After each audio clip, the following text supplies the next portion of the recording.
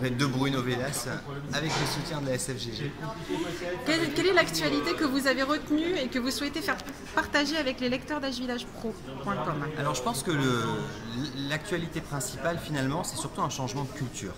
C'est que la gériatrie, donc le métier médical pour gérer au mieux les soins des patients âgés, et la gérontologie, donc dans la gérontologie il y a tous les autres métiers, soignants et hors soignants, qui s'intéressent au vieillissement, prend un virage véritable autour de la prévention.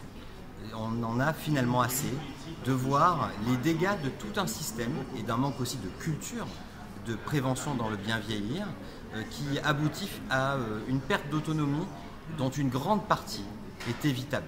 Donc le paradigme nouveau du système de soins, ça ne doit plus être que le curatif.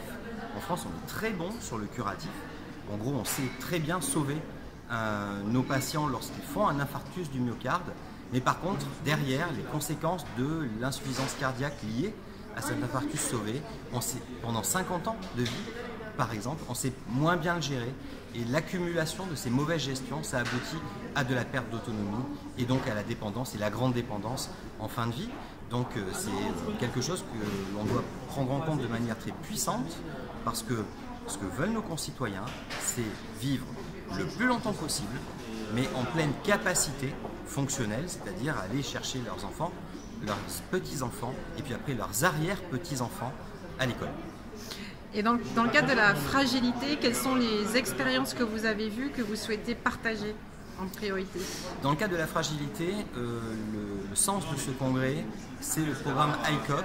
C'est un programme de l'OMS qui prévoit en deux étapes finalement. D'abord, une détection des risques de fragilité. La fragilité, c'est quoi? C'est une baisse de la réserve fonctionnelle avec l'âge, avec les maladies chroniques, qui fait que vous êtes plus à risque de perdre de l'autonomie que quelqu'un qui ne serait pas fragile pour le même âge.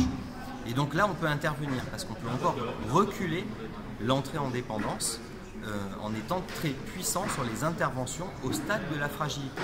La fragilité, c'est pas être malade, c'est avoir une baisse de ses réserves qui fait que s'il y a un coup dur, que ce soit un coup dur infectieux ou une fracture du col du fémur, ou même un coup dur, on va dire, socio-environnemental, depuis le décès de l'animal domestique, je ne parle même pas évidemment du décès catastrophique d'un conjoint aussi.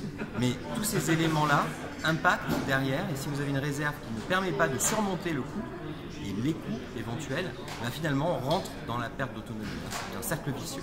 Et donc c'est à ce moment-là qu'il faut agir pour remonter la réserve fonctionnelle au moment où on devient fragile, et c'est là qu'on est le plus utile et le plus efficace. Et aujourd'hui, dans les expériences qui ont lieu et que vous trouvez vraiment d'avant-garde ou que vous souhaiteriez mettre en avant, vous diriez quoi? S'il faut retenir, il y a plusieurs domaines d'action. Et il faut retenir deux choses. Un, il faut agir sur tous les domaines en même temps. C'est comme ça qu'on est le plus utile. Le cognitif, l'humeur, la locomotion, tout le fonctionnel, la marche, l'équilibre. Tout le socio-environnemental aussi, et même beaucoup plus large que ça. C'est finalement aussi une intégration dans le tissu urbain, c'est vraiment comment aussi les villes elles-mêmes doivent être propices au bien vieillir. Parce qu'on dit qu'on veut rester à la maison en autonomie, mais la maison, c'est pas l'intérieur d'un domicile. Il faut aussi que tout l'environnement soit adapté au maintien de l'autonomie et des personnes âgées ou des personnes vieillissantes ou des personnes en perte d'autonomie à des stades précoces. Donc c'est tout ça qu'il faut qu'on construise. C'est une société intégralement dévolue. Toutes les actions publiques doivent être et c'est donc le programme de la SFGG. Exactement. Il n'y a pas que le sanitaire.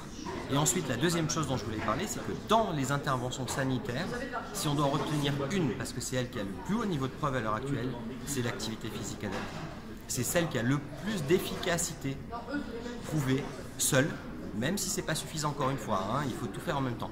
Mais seule, la plus efficace, c'est l'activité physique adaptée. Et donc ça nécessite des plans de remise en activité ou de mise en activité, d'ailleurs si la vie de nos concitoyens ou de nos sujets à traiter n'a pas été très active bien avant, mais il n'y a pas d'âge pour se mettre à l'activité. Mais évidemment, ça nécessite une activité, c'est pas du sport, c'est une activité adaptée et aux pathologies et à l'âge. Merci beaucoup. Merci à vous.